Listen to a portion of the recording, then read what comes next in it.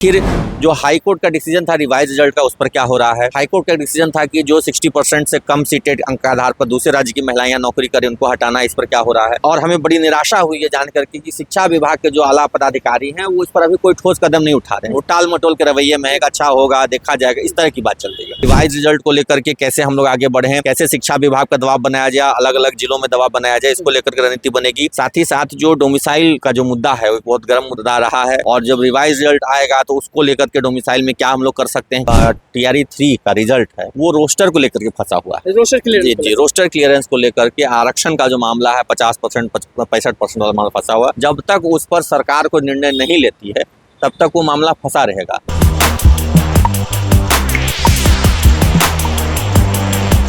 नमस्कार, मैं हूं अनुकुल तिवारी और आप वॉइस हब देख रहे थे कि हमारे साथ शिक्षक नेता अमित विक्रम है जो कि सचिवालय के अंदर से बाहर निकल रहे हैं। और आपने ट्वीट भी किया था, बहुत अलग चीज जिसको देख के शिक्षक अभ्यर्थी के मन में एक होता है ना उजाला, वो जाग गया है। और कल फ्राइडे है।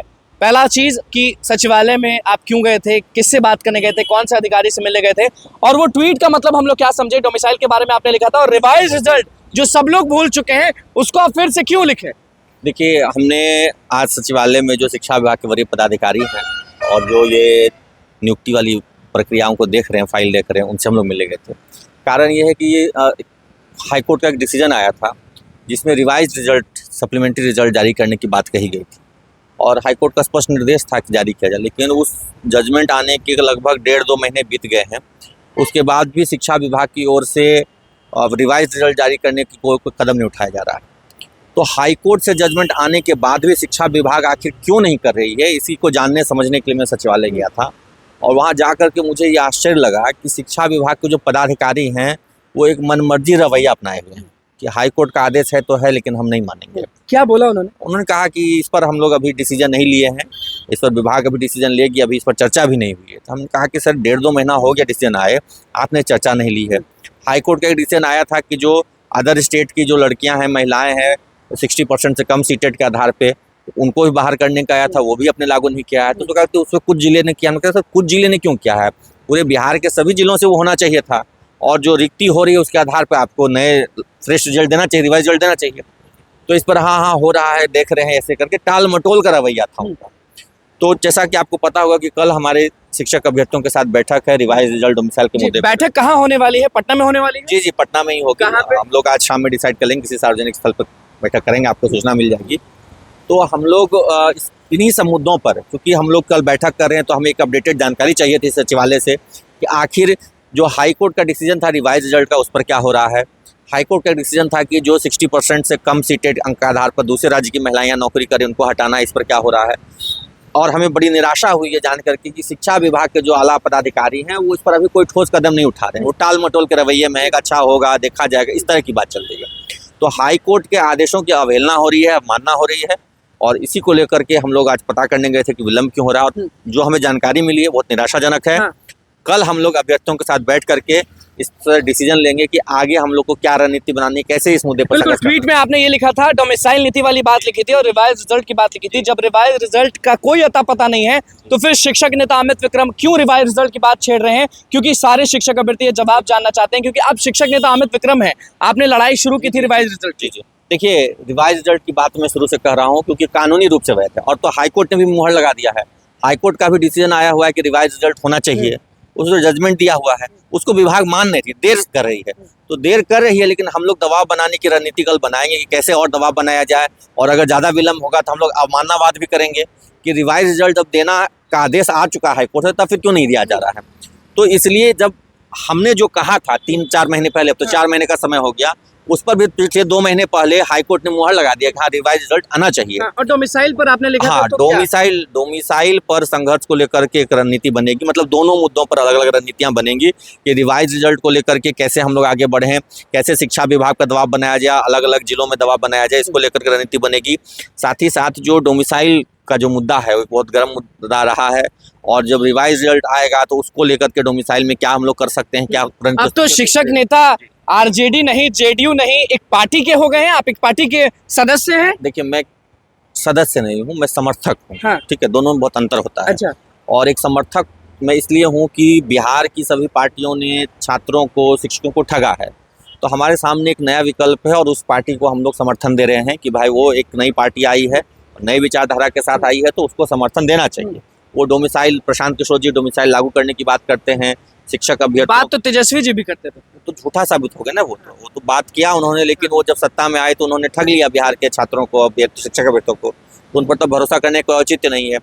सम्राट चौधरी जी भी विपक्ष में थे तो आंदोलन करते थे, फिर वो सत्ता में गए तो भूल गए, लाठी तक खाए। लेकिन अब तो एकमात्र हमारे सामने शिक्षक अभ्यर्थियों के सामने एकमात्र कल जनसुराज है, इसलिए हम लोग जनसुराज। संदीप सौरभ जी के पास आज हम गए थे, वो एक चीज बोले, वो हम आपको बता देते हैं। उन्होंने कहा था कि आज थोड़े प्रशांत किशोर नीतीश कुमार के साथ हैं या फिर खिलाफ हैं, वो तो बहुत पहले से थे, तब क्यों नहीं बोलते थे? तब बहुत अच्छा लगता था ये सब चीज, और अब खराब लग रहा है। देखिए, राजनीतिक आरोप प्रत्यारोप में मैं नहीं जाऊंगा, ये सब सबकी अपनी अपनी पार्टी की विचारधारा है और एक दूसरे के बारे में अनेकों तथ्य है। यही संदीप सौरभ जी जो माले में है, समय माले भाजपा और नीतीश जी का विरोध करते हैं, कुछ दिन पहले यही लोग सत्ता में साथ में थे, तो अपना भी पहले देखना चाहिए। मतलब उस पे हाँ, नहीं मतलब देखिए, टीका टिप्पणी राजनीतिक तौर पर नहीं करता हूँ, लेकिन ये कोई भी इस तरह की बातें करते हैं तो मैं बस यही कहूंगा कि बिहार में कौन ऐसा दल है जो नीतीश जी के साथ नहीं रहा? अच्छा, कौन ऐसे नेता है जिसने नीतीश जी के साथ नहीं जिसको किया? मानते हैं, उनका एक वीडियो वायरल हो रहा है। उनका कहना है कि अगले साल जब आपका बेटा आएगा जी छठ पूजा में, तो यही रह जाएगा, ये वादा करते हैं। ये वादा, इसी वादे पे तो बिहार के युवाओं को भरोसा है और वो उम्मीद कर रहे हैं कि नहीं, यहाँ पर एक ऐसी व्यवस्था बनेगी जिससे कि बिहार के युवाओं को बिहार में ही रोजगार मिलेगा। जो बेचारे गरीबी के कारण अशिक्षा, मतलब ज़्यादा शिक्षा भी नहीं मिल पाई है, मजदूरी करने के लिए अदर राज्य में जा रहे हैं, मजबूरी में पलायन जो कर रहे हैं, उनको कम से कम रोक लिया जाएगा, उनको बिहार में ही रोजगार के अवसर पैदा। आपका एक और ट्वीट बहुत वायरल हुआ था जिसमें आप लिखे थे कि नीतीश जी 12 लाख सरकारी नौकरी तो दे रहे हैं, लेकिन ये जरूर स्पष्ट करें कि 12 लाख में बिहारी कितने होंगे और बाहरी कितने होंगे। बिल्कुल, ये तो देखिए, शिक्षक अभ्यर्थियों को लेकर के भी यही बात है ना कि जो बहाली हुई, बहाली प्रक्रिया में 1,80,000 बताया जाता है, तो उसमें करीब 60,000 तो बाहरी आ गए, 60,000 बाहरी आ गए। उसके बाद करीब 40,000 तो ऑलरेडी जो शिक्षक थे वो आ गए, तो 1,80,000 में तो 1 लाख बाहरी हो गए, या जो पहले से नौकरी में थे वही हो गए, तो 80,000 नौकरी मिली। तो ये डेटा उनको बताना चाहिए, सरकार को जारी करना चाहिए कि कितने बाहरिकों को नौकरी मिल रही है। अभी एक मैंने देखा है, आज सुबह से वायरल हो रहा है, एक RTI का रिप्लाई, उसमें है कि पॉलिटिकल साइंस 11-12 में, TRE 2 में, 3 में, कैडी 2 में 86 ऐसे लोगों को नौकरी मिली है जो कि भाषा की अर्हता भी नहीं पास कर पाए हैं। और हाँ, हिंदी में 30% मार्क्स लेना था। और जब हमने उनको इंडिविजुअल लेवल पे चेक करवाया कि ये लोग कौन लोग हैं, पता लगा अधिकांशतः ये यूपी वाले लोग हैं।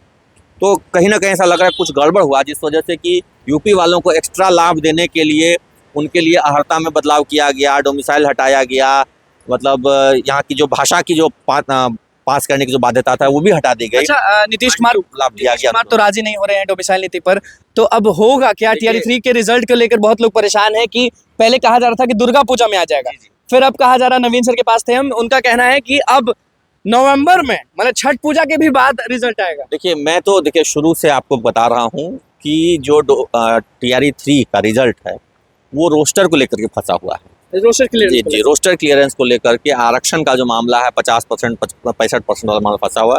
जब तक उस पर सरकार को निर्णय नहीं लेती है तब तक वो मामला फंसा रहेगा। 50 पे ओके नहीं हुआ, हर जगह तो दिखा रहा था कि ओके है। दिखाना अलग बात होता है, हम तो आधिकारिक पत्र को मानते हैं ना। बहुत तरह के मीडिया में बहुत तरह की बातें चलती है, सोशल मीडिया में बातें चलती है, लेकिन जो आधिकारिक सूचना है, मैं अभी भी विभाग गया था, वहाँ पे भी हमको जो जानकारी मिली है कि सामान्य प्रशासन विभाग ने अभी तक कोई निर्णय नहीं लिया है कि वर्तमान में जो बहालियां हो रही हैं, प्रक्रियाधीन है या होने वाली हैं, वो 50% के आधार पर होगी कि 65% के आधार पर, ये डिसीजन नहीं लिया है, क्योंकि सुप्रीम कोर्ट में केस पेंडिंग है। तो जब तक ये पेंडेंसी बनी रहेगी तब तक इस पर निर्णय लेना संभव नहीं है, इसलिए समय लगेगा। और वो जब तक सामान्य प्रशासन का निर्णय नहीं लेता, रणनीति बनेगी और ठोस रणनीति बनेगी। रिवाइज रिजल्ट को लेकर के तो बहुत ही ठोस रणनीति कल बन जाएगी, क्योंकि जो टालमटोल शिक्षा विभाग कर रहा है उस पर हम लोग जल्द से जल्द दबाव बना करके उसको हम लोग रिवाइज रिजल्ट जारी करेंगे। नहीं, बहुत ही कोर कमेटी की बैठक है ये। हाँ, ये कोई एक मास लेवल की बैठक नहीं है। हमारे जो कोर मेंबर्स हैं 20-25 लोग, उनके साथ कोर कमेटी की बैठक है और उसमें हम लोग रणनीति तय करेंगे, क्योंकि सारा डेटा इन्फॉर्मेशन तो हम लोग ले चुके हैं, सारी सबके डॉक्यूमेंट्स भी कलेक्ट कर चुके हैं। तो जो हमारी कोर कमेटी है उसकी बैठक होगी और उसमें हम लोग डिसाइड करेंगे कि किस रणनीति से आगे बढ़ा जाए, ताकि जो शिक्षक अभ्यर्थी हैं उनके लिए रिवाइज रिजल्ट का मतलब प्रावधान जो है वो होगा, निश्चित होगा। मैंने कहा था, देखिए 6 महीने का समय लिया था मैंने, तो अब 4 महीना हो गया है, 2 महीना बाकी, तो 2 महीने के अंदर रिवाइज TRE 3 के रिजल्ट से पहले जो है कि ये आ जाएगा। बिल्कुल, देखिए TRE 3 से पहले रिवाइज रिजल्ट आ जाएगा, ऐसा शिक्षक नेता अमित विक्रम कह रहे हैं और कल बैठक की है मतलब कि अब कल बैठक होगा, वहाँ पे हम भी पहुंचेंगे कि क्या रणनीति बनाई जा रही है और किस तरह से प्रशांत किशोर तेजस्वी यादव पे बोला उन्होंने। तो अब इसलिए अब देखना होगा कि क्या होता है डोमिसाइल पर, क्या होता है रिवाइज रिजल्ट पर। वादा तो कर दिए कि आएगा जरूर रिवाइज रिजल्ट। तो बस हमारे चैनल को सब्सक्राइब करें, कैमरा के साथ। धन्यवाद।